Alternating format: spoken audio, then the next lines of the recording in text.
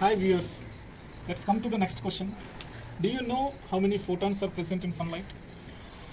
Today discussion we will calculate how many photons are present in sunlight. Sunlight majorly considered as a black body radiation.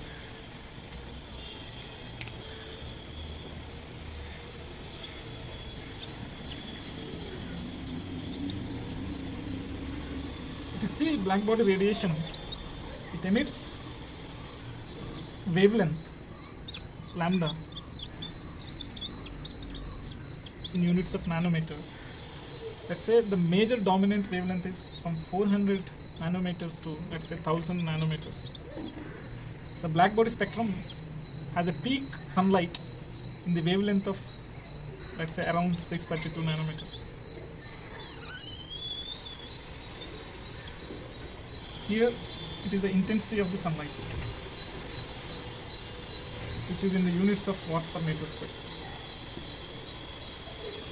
You can see that the peak of the sunlight in the wavelength of red and the dominant wavelength, let's say 400 to, let's say, 700, this zone is called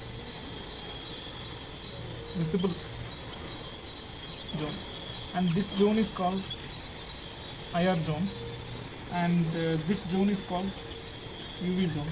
You can see that there is a slight, not only the visible, there are some radiation which comes in UV also. This part is UV, and from this part to this part is visible. And let's concentrate on the visible light. Major source is from visible. So for simplicity, we consider for 632 nanometer for this calculation to know how many photons are present in sunlight. So let's say wavelength is 632 nanometers. Now this intensity, the sunlight intensity, which is given at Earth surface, let's say I, is generally it is power per unit area, and this is the value is 13,000 watt per meter square. And this power, which is includes that the power is energy per time. This is energy of all particles. That means all photons. And we know that individual photon energy is given by h nu. It's a mark like this. And for all number of photons is given as nph, which is total number of photons.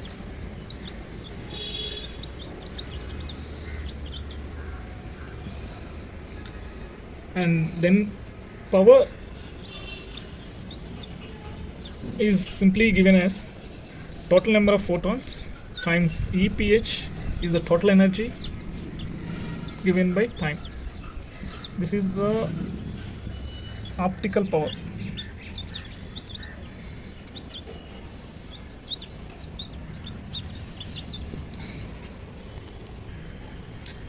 This power, keeping into the equation intensity, then I can be given as nph times EPH over time, let's say T, into area, let's say A.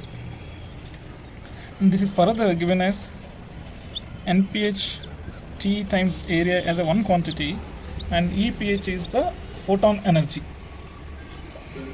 is intensity I. For EPH, which is h nu, and for wavelength of lambda, the nu, if we calculate, we will get it is in the order of 10 power 15 H. And then using the Planck's constant and this frequency, you will get the energy of a photon, which is 3.14 times 10 power minus 19 joules. Keeping this energy of a photon here, you can get number of photons per unit time per unit area as a quantity is given by I times EPH. Let's say I is 1300 watts per second and EPH we got as a 3.14 times 10 power minus 19.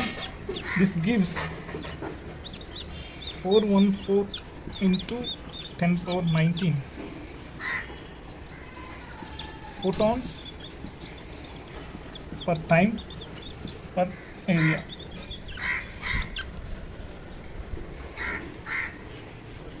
Let's say t equal to 1 second and area equal to 1 meter square. Then number of photons is given as 41 cross 10 power 19 times 1 second times 1 meter square area. In that we will be having 4 into 1 4 into 21 photons.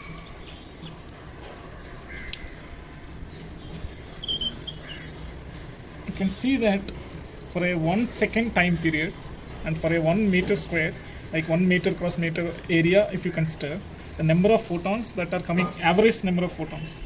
This is average because we considered only the wavelength which is associated with the maximum wavelength of the sunlight, maximum intensity of the sunlight. So the number of photons which is associated to maximum wavelength is coming as a 10 power 21 photons, which is very large in number. So that is reaching for every second from sun to our earth surface. This shows that we have many photons which are reaching to our earth surface, and these photons can be converted into the energy for our applications, and this number is approximately equal to the number of stars in the observable universe. Thank you. See you in the next video in Photon Works.